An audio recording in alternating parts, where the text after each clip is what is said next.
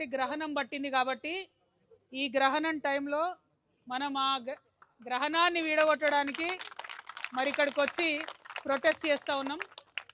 ఎందుకంటే మనం జనం బాటలో భాగంగా అనేక కంప్లైంట్లు ఇచ్చున్నాం హైడ్రాకి పెద్దవాళ్ళ మీద.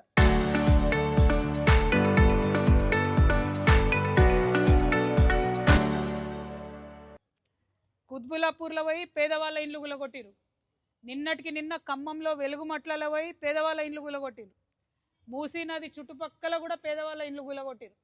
కానీ మూసీ నదిలోనే కడుతున్నటువంటి మన వెనుక కనబడుతున్నటువంటి ఇంత పెద్ద బంగ్లాను మాత్రం హైడ్రా రంగనాథ్ గారికి కనబడతలేదు, సీఎం రేవంత్ రెడ్డి గారికి కనబడతలేదు, ఎవరికి కనబడతలేదు.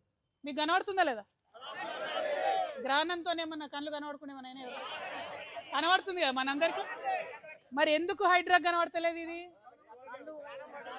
అది ఇవాళ హైడ్రా రంగనాథ్ గారిని నేను ఫోన్ చేసిన, కలెక్టర్ కాన్ఫరెన్స్లో ఉన్నాను మెసేజ్ పెట్టిరు. నేను మా జాగృతి నాయకులను అడుగుతున్నా, అబ్బా రంగనాథ్ గారు బుల్డోజర్ తీసుకొచ్చే వరకు మనం ఇడు ఉందామా? పక్క ముచ్చట్నా? మళ్ళీ మాట తప్పుతారా? అంతేనా? సో అప్పుడు ఎప్పుడు కమిషనర్ గారు కాల్ చేసినా కూడా అప్పుడు బుల్డోజర్ తీసుకొని రమ్మని చెప్తాం. ఇక్కడనే ఉంటాం బుల్డోజర్ తీసుకొని వచ్చేంత వరకు. ఎందుకంటే మనం మన జనం బాటలో 4 నుంచి 5 పెద్ద పెద్ద ఇట్లాంటి బిల్డింగ్లే నదులను చెరువులను కబ్జా చేసిన ఇచ్చినాం. రంగనాథ్ గురు కూడా యాక్షన్ తీసుకుంటా అన్నారు.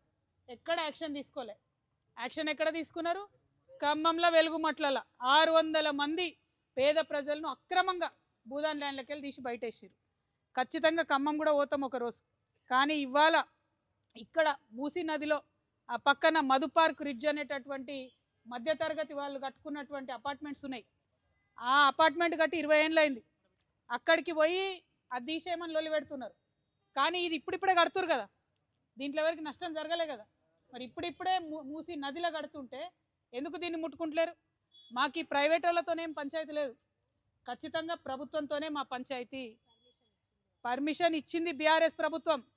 కాంగ్రెస్ వచ్చినాక 6 నెలలు ఆపిండ్రు. తర్వాత ఆమ్యామ్యా తర్వాత మళ్ళీ వర్క్ స్టార్టెడ్.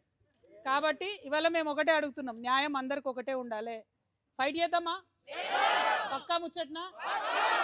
పక్కా చేతులు ఎత్తురాబా, పిడికిలు బిగించురాబా. జై తెలంగాణ, జై తెలంగాణ.